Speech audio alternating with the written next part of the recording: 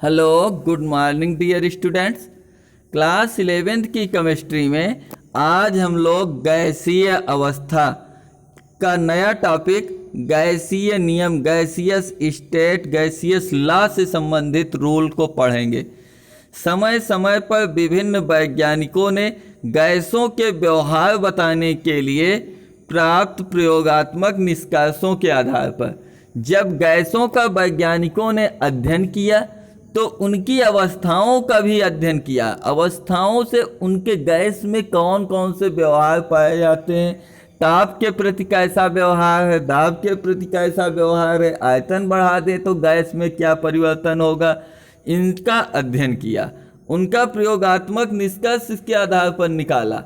इस आधार पर भिन्न भिन्न गैस नियमों का प्रतिपादन किया। उन्होंने अलग अलग गैसीय नियम, अलग अलग साइंटिस्टों ने अपने अपने मत प्रस्तुत किए।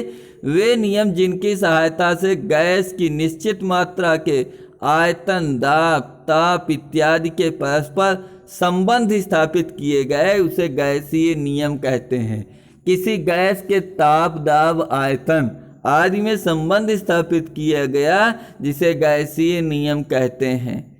कुछ प्रमुख गैसीय नियम निम्नवत हैं। पहला, बॉयल का नियम, बॉयल्स लॉ। दूसरा, चार्ल्स का नियम, चार्ल्स लॉ। तीसरा, ताप दाब नियम, टेम्परेचर प्रेशर लॉ। चौथा, आओगाद्रो लॉ, आओगाद्रो का नियम। पांचवा, डाल्टन का आंशिक दाब का नियम, डाल्टन्स लॉ या पार्शियल प्रेशर, डाल्टन के आंशिक दाब का नियम। हम लोग आज पहले नियम के विषय में पढ़ते हैं जिसे बॉयल का नियम कहते हैं। बॉयल का नियम, बॉयल्स लॉ। सन 1662 में अंग्रेज वैज्ञानिक रॉबर्ट बॉयल ने स्थिर ताप पर किसी गैस की ताप को उन्होंने फिक्स कर दिया कि कंडीशन हम बदलेंगे फिर भी टेम्परेचर उतना ही बना रहना चाहिए। ताप को स्थिर करके निश्चित मात्रा में गैस को लेकर आयतन एवं दाब के प्रभाव का अध्ययन किया और प्रयोगात्मक रूप से देखा और उस आधार पर कुछ निष्कर्ष निकाले और उन निष्कर्षों से एक नियम का प्रतिपादन किया जिसे बॉयल का नियम कहते हैं। इस नियम के अनुसार कामा के अंदर है इन्वर्टेड कामा, स्थिर ताप पर, माने सबसे पहली बात ताप को स्थिर किया जाए। किसी गैस की निश्चित मात्रा का आयतन V उसके दाब P के व्युत्क्रमानुपाती होता है, इन्वर्सली प्रोपोर्शनल होता है। Means V is proportional to 1/P। इसको जब हमने एक गणितीय रूप में व्यंजक के रूप में लिखा तो V प्रोपोर्शनल 1/P, माने V जो है गैस का आयतन उसके दाब के व्युत्क्रमानुपाती है। किस कंडीशन में? जब ताप स्थिर था तो।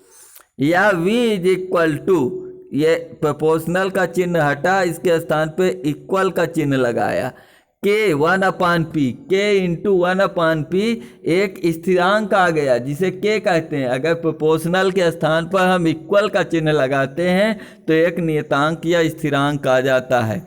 या P यहाँ पर बटे में था, इस पर इक्वल के ले आए, PV कर दिया, PV is equal to K, जहाँ K एक स्थिरांक है।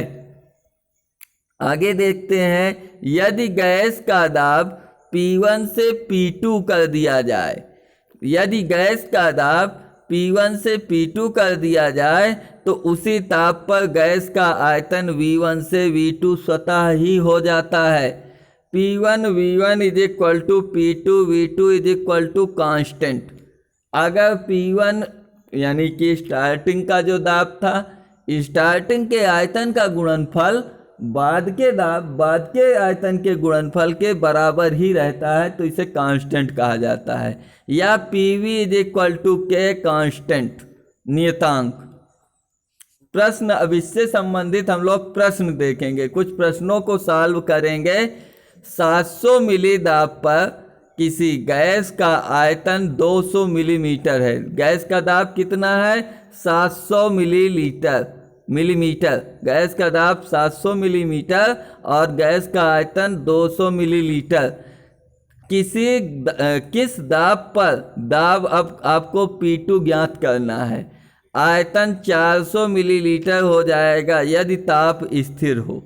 तो इसको जब हम सॉल्व करेंगे तो दिया है गैस का प्रारंभिक दाब P1 बराबर 700 मिलीमीटर, गैस का प्रारंभिक आयतन V1 बराबर 200 मिलीलीटर होगा। ये गलत लिख गया है, ये मिलीलीटर होगा जिसे ml कहते हैं। अब आगे देखते हैं इसको सॉल्व कैसे किया है। गैस का अंतिम दाब P2 इज इक्वल टू वाट ज्ञात करना है। गैस का अंतिम आयतन V2 इज इक्वल टू 400 मिली, ये भी गलत हो गया, मिलीलीटर होगा, मिलीलीटर होगा, इस प्रकार से होगा। तो आगे देखेंगे बायल के नियमानुसार, बायल एक साइंटिस्ट थे, उनके नियम के अनुसार P1 V1 is equal to P2 V2, हमको निकालना P2 है तो P2 को इधर स्थिर रखा, V2 को लाकर यहाँ बटे कर दिया, P1 V1 अपान V2। तो P1 है 700, V1 है 200 बटा 400, माने 200 एक कम 200, 200 दूना 400, यहाँ 2 आया, 2 से 700 को डिवाइड कर दिया, 350 मिलीमीटर आया। P2 जो गैस का दाब होगा 350 या 350 मिलीमीटर होगा। अब हम लोग अगले प्रश्न की ओर चलते हैं। अगला प्रश्न है 500 मिलीमीटर किसी गैस का दाब, गैस का दाब कितना है 500 मिलीमीटर दाब है, उसको 10% बढ़ाया जाए। दाब 500 था तो 500 को 10% कर दिया जाए, उसका अंतिम आयतन क्या होगा। 500 मिलीमीटर किसी गैस का दाब 10% बढ़ाया जाए तो अंतिम आयतन क्या होगा। माना ताप स्थिर है, प्रश्न में ही दिया है कि ताप को स्थिर रखा गया है, माने T1 is equal to T2 is equal to constant, उसमें कोई परिवर्तन नहीं हो रहा है। तो इसको जब सॉल्व करते हैं तो दिया है गैस का प्रारंभिक दाब P1 बराबर P वायुमंडल कर दिया गया, P माने एक P।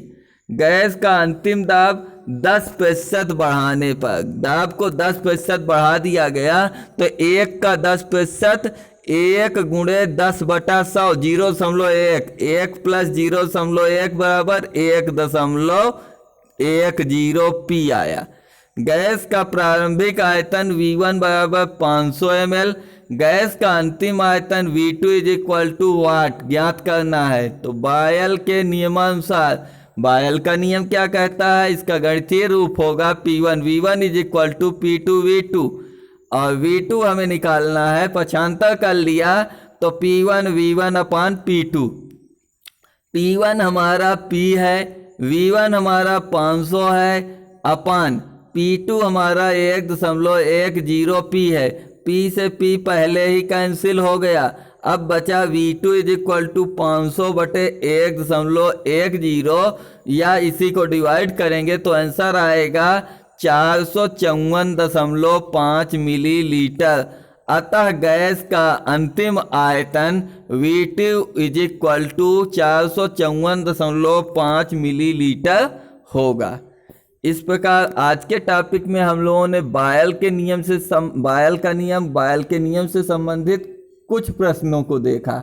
कल अगले वीडियो में हम इसके और अधिक प्रश्नों के साथ मिलेंगे। तब तक के लिए जय हिंद, वंदे मातरम।